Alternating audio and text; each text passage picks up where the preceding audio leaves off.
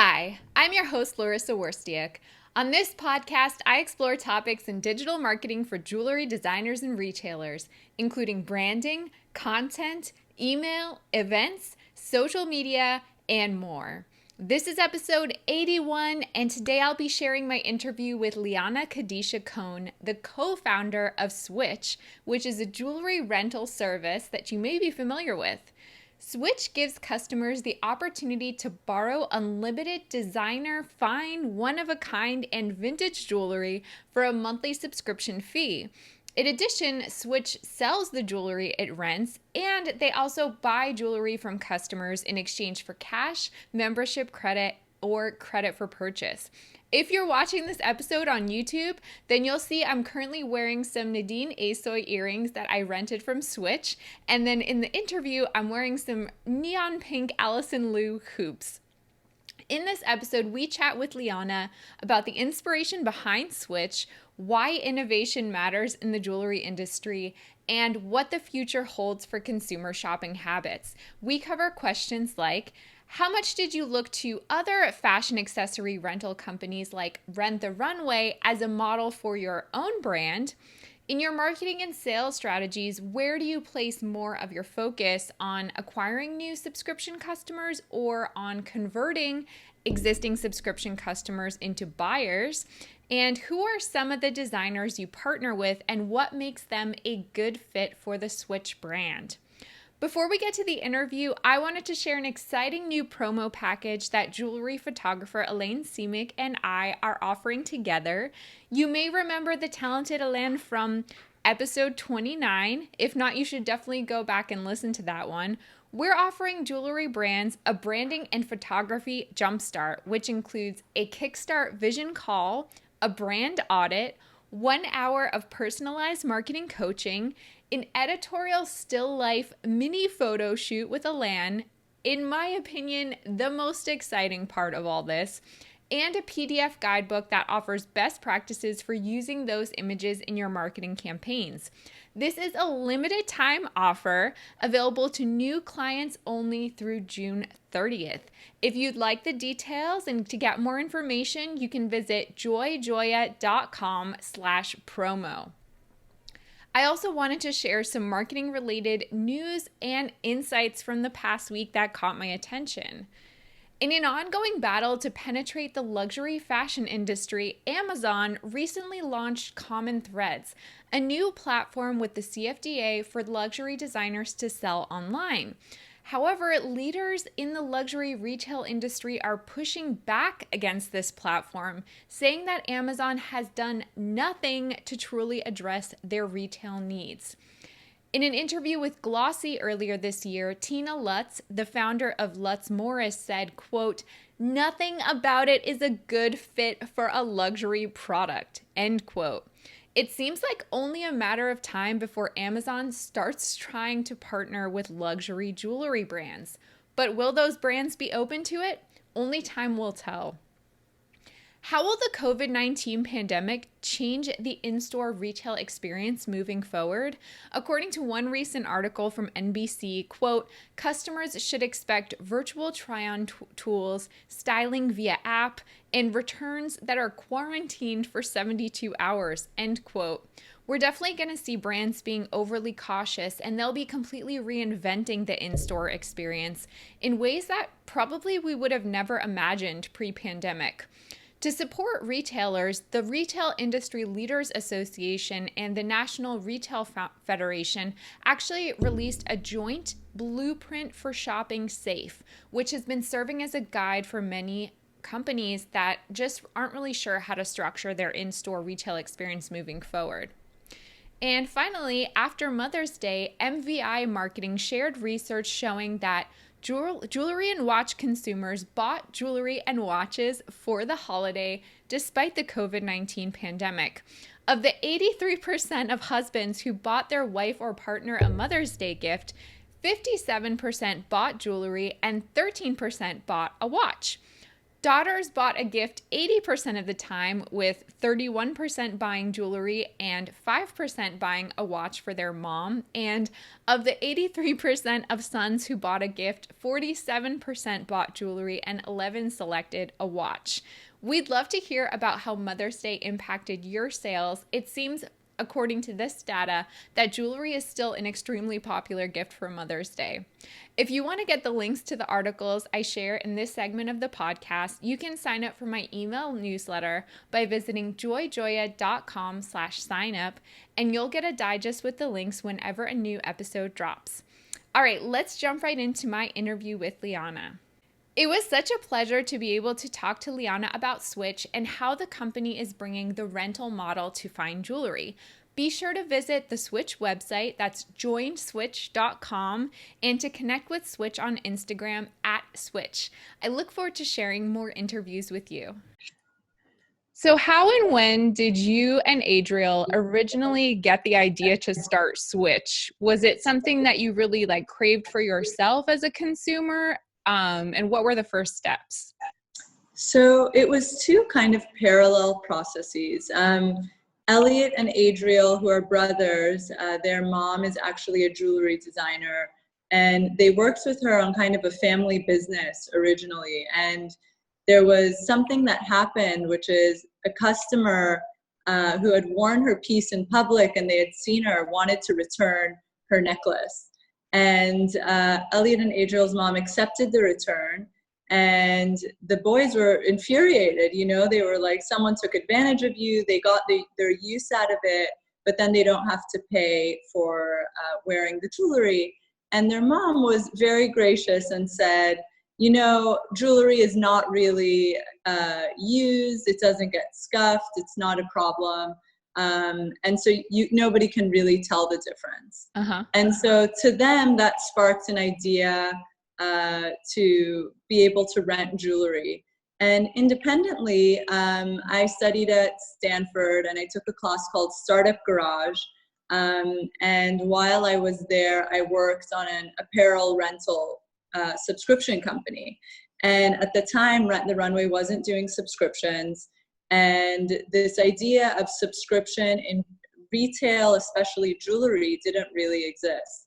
And so the two of us kind of came together, him with his insight. He was bootstrapping originally, kind of buying pieces as a very beta version of customers were trying to rent pieces from the website. And then we joined forces to really launch Switch. Wow, that's so cool. And originally, I actually was an investor in Adriel's company, and I loved the idea so much and was so active that I decided to come on. We all decided for me to join full-time as a co-founder, just because I loved the idea so much and had a lot of feedback. So it was a good yin and yang where our expertise was complementary to one another. Wow, very cool. So how much did you guys look to some of those? I know you mentioned the fashion rental companies. How much did you look to companies like Rent the Runway as a model for your own brand? And maybe in what ways are you different from those companies? Sure. So the most unique thing when we started Switch was this idea of subscription jewelry, or subscription in retail in general was not happening very much. But the idea of the sharing economy had already taken off, whether that's with Airbnb or Spotify with streaming music, or other categories. And the clothing, apparel, jewelry industries were behind.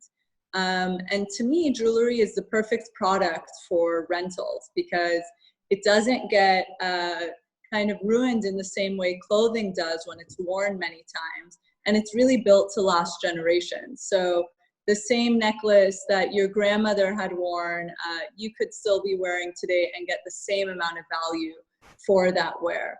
And so that was really the thesis behind Switch originally. And this idea that you can have this shared closet and continuously switch between pieces in and out with no expiration dates or deadlines that cause anxiety. for a lot of rental customers, when in other companies or industries, there might be expiration dates or other confining timeframes. That seems like a no-brainer.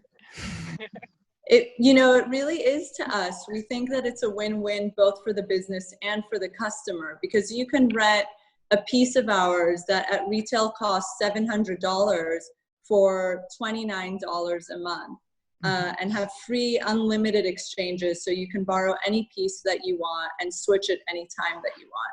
So I really do see it as a win-win, and it's a very fun way to explore new types of jewelry, pieces that you wouldn't necessarily want to invest your money in for a purchase, and just have fun with it.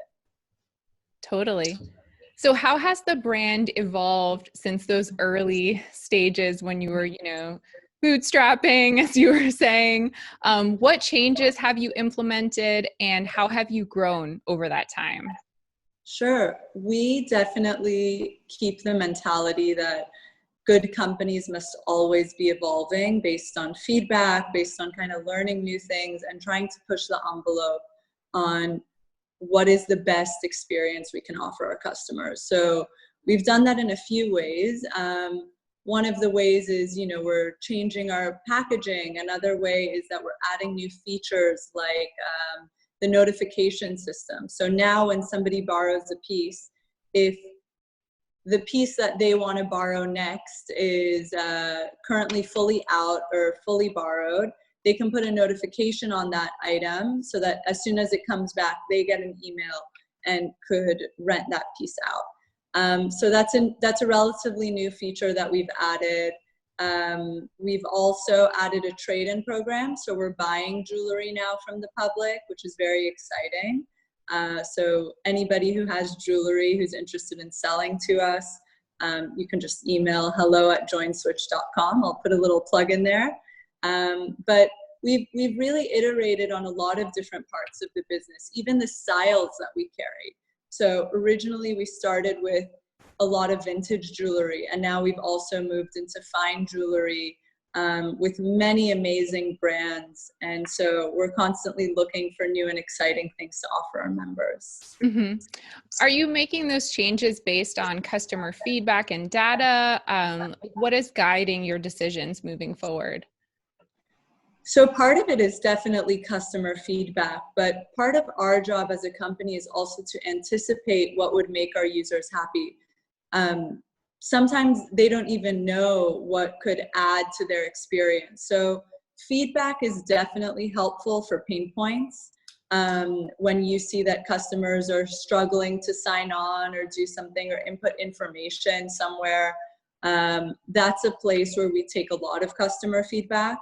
And in terms of innovation and creating new things that just simply didn't exist before, that's where we really just brainstorm as a team and have this kind of idea generating group within our company to produce new features and exciting aspects.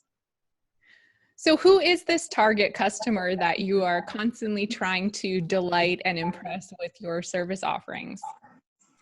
So our target customer is a professional, tech-savvy, stylish woman, generally between the ages of 20 and 40, who is used to shopping online, enjoys a curated, beautiful experience, and wants her shopping experience to be efficient, personalized, and but really wants access to those pieces. She really likes the value that Switch offers, but she's not necessarily looking for a budgeted thing. She's willing to spend the money as long as there's value. And so we do actually see purchasing behavior for many of our customers, because you can fall in love with a piece and then not want to send it back. You just end up purchasing that item. And there will be always a spot for purchases, but the goal of our company is really to get this jewelry into the hands of all these women who want to try new things and who want to switch up their looks and really make that process seamless for them by giving them a curated selection of jewelry that they're going to love, giving them constantly giving them new options, and just making it very easy for them to send their piece back and be in the process. Mm-hmm. Yeah, that's one thing I think is super interesting about your company is that not only do you have the rental model, but you also, offer the pieces up for sale.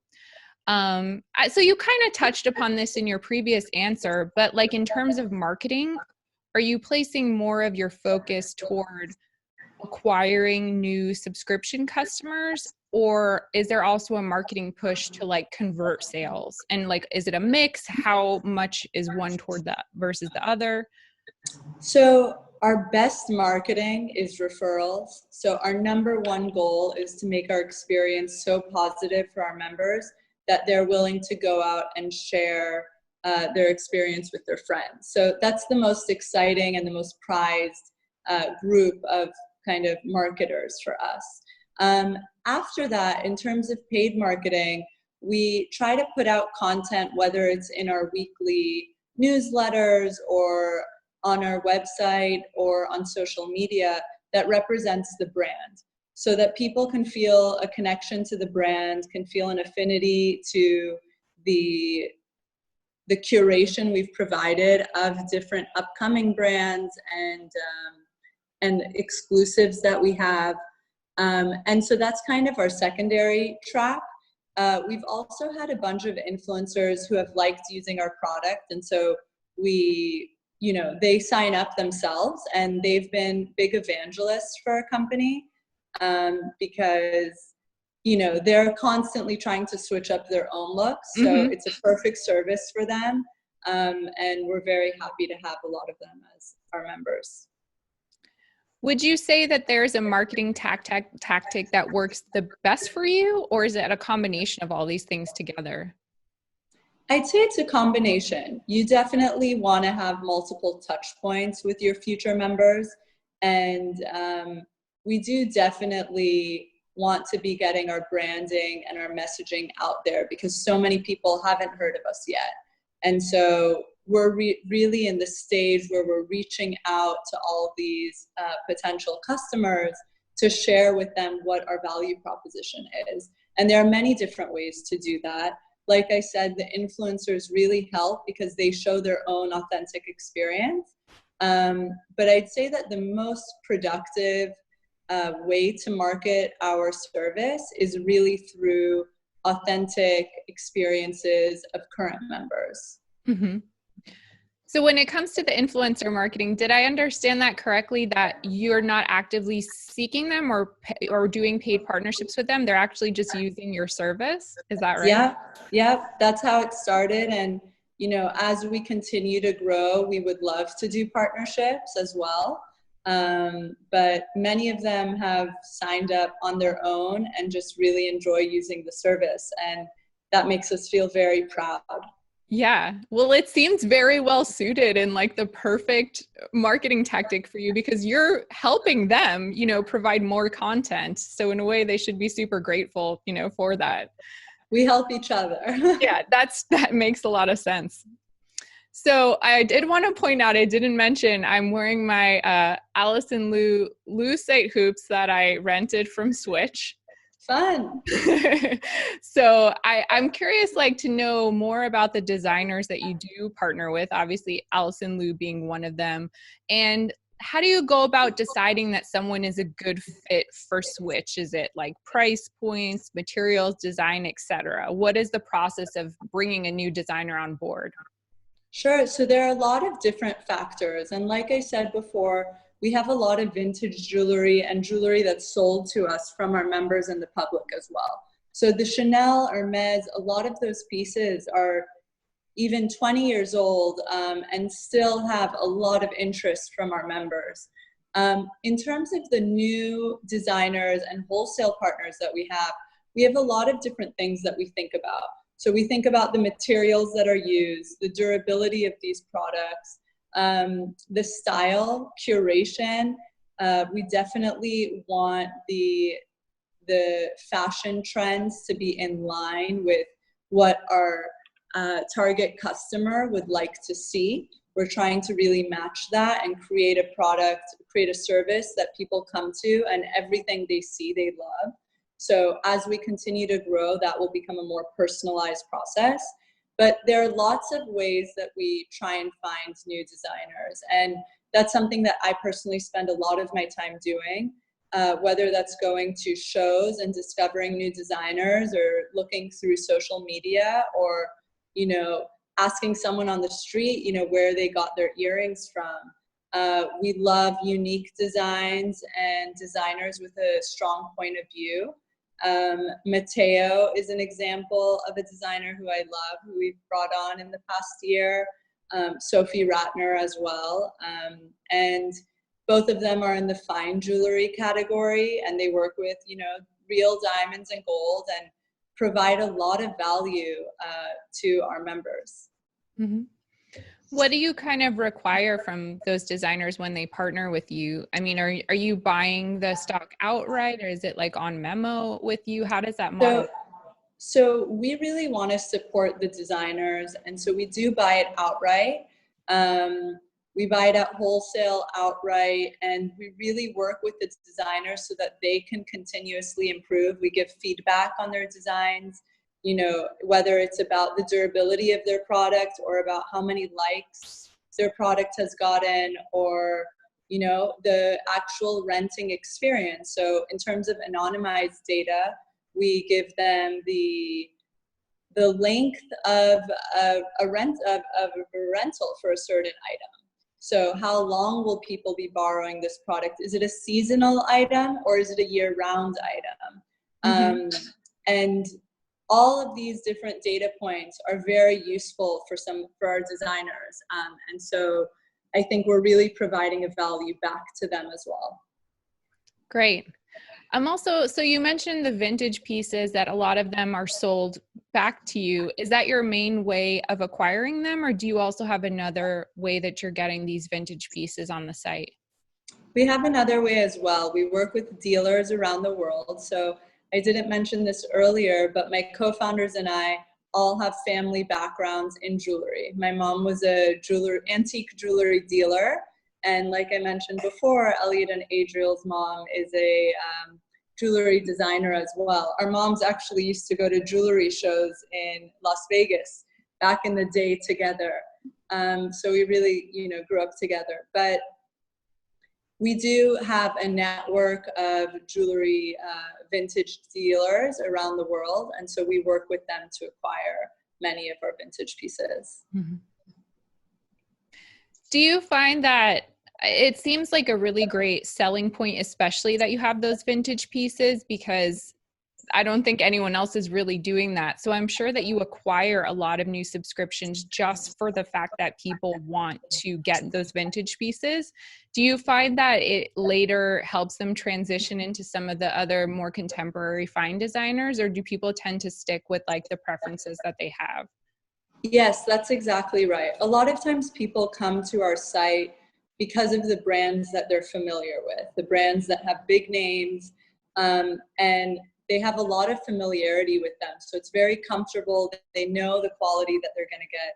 And once they come onto the site, they develop a relationship with Switch and a level of trust. So once they're on the site, they know that we're providing good quality products, and they're willing to try a new brand that they've never heard of because they like the style and they believe that what they're going to get is going to be in great condition, great value. And so we do these newsletters to showcase new pieces that someone may have not seen before, and also showcase new designers. So we oftentimes do designer interviews and have a whole editorial section of our company as well to really help with the discovery process of our members. Mm-hmm. How often are you adding new pieces to the site? Is it on a seasonal basis? Is it like as you partner with a new designer? Is it around trends? Like, what's your strategy for introducing new product? So we introduce new products on a weekly basis. But we also hold back certain pieces for, a seasonal report or potentially launching the designer on our site. So sometimes we hold product back just for a temporary period so that when we really showcase them, everything's available at once. But most of the time, we're just continuously adding things to the site. And based on our user behavior, we're using that information to inform our buying and planning so that we can provide an even better service as we continue to grow. Great. So I love talking to people that are doing innovative stuff in the jewelry space. And it sounds like you're really trying to push the envelope and offer something that's not out there for customers. You probably more than a lot of people understand, like, what does the future hold for consumer shopping habits when it comes to purchasing versus renting versus browsing or whatever about jewelry. Do you have thoughts about that? What does the future hold? What can we expect from consumer behavior? Of course, it's something we're constantly thinking about. And I think that renting is definitely growing. So the number of people who are comfortable renting, just things in general, has grown tremendously over the past 10, 20 years, and it's continuing to grow. So many other companies have really been the leaders in creating a sense of comfort around renting, letting customers feel that they're still going to get that great quality experience. And so we've really come in line with that model, and we want to continue to push renting because the truth is that you will get more value by borrowing pieces from Switch than buying it and only wearing it once a year.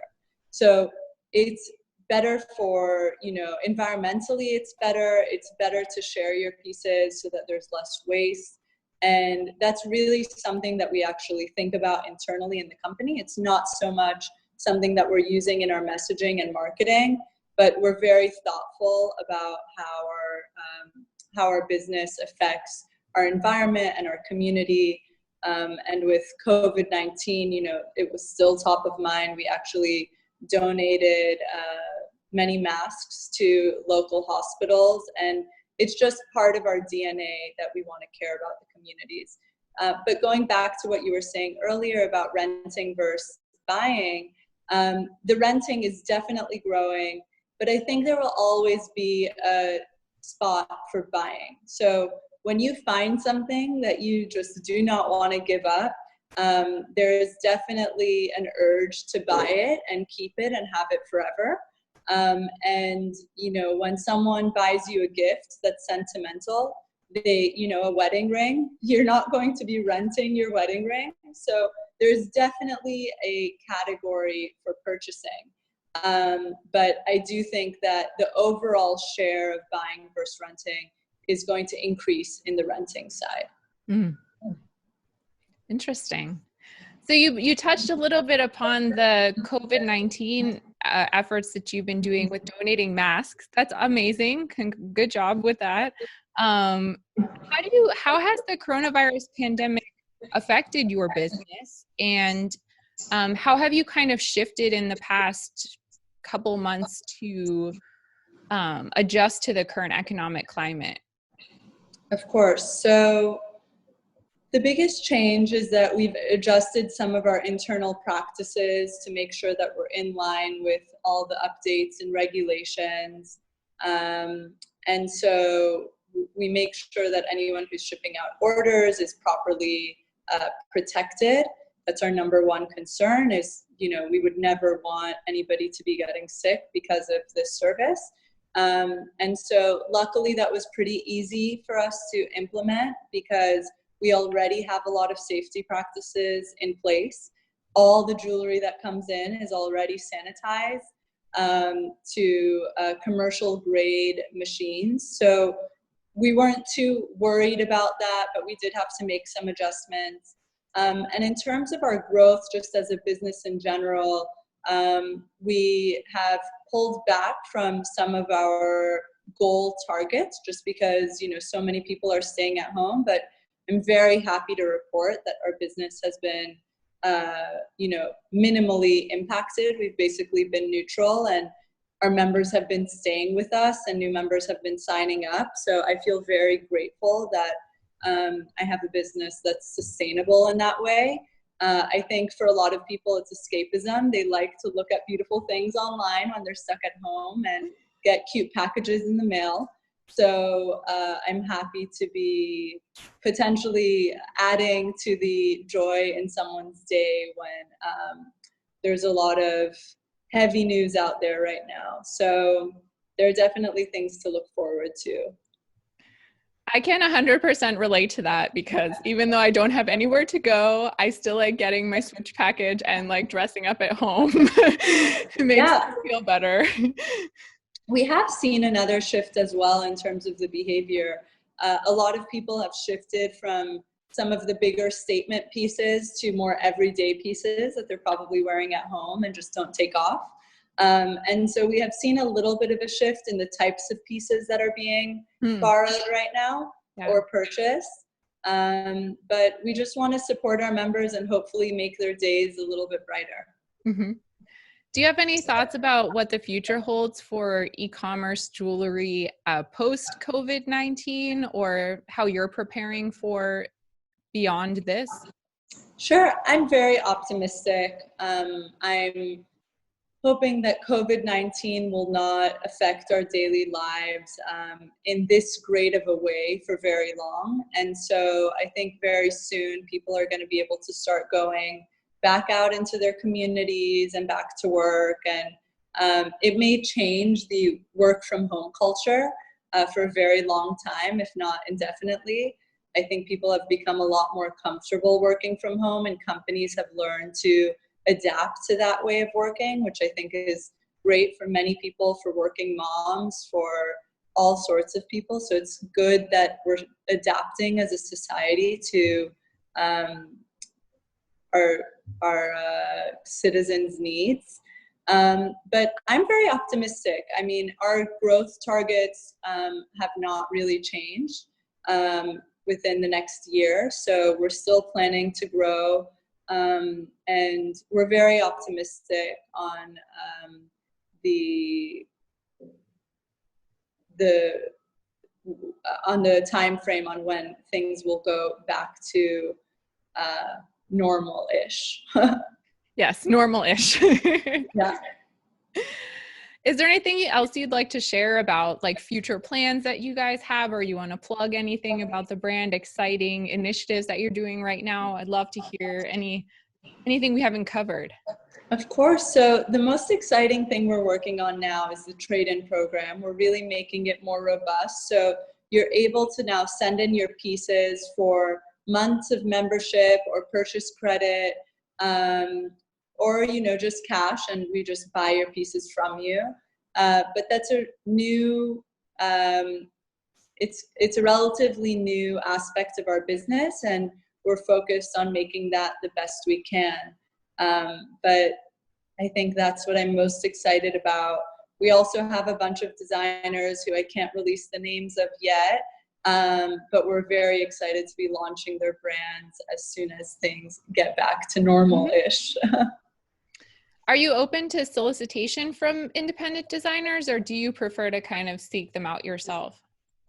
We actually love independent designers to reach out to us, because it's impossible to know and be aware of every new jewelry designer that's out there. And we really view our business as a platform that supports many other small businesses because we buy from them and they have product on our site.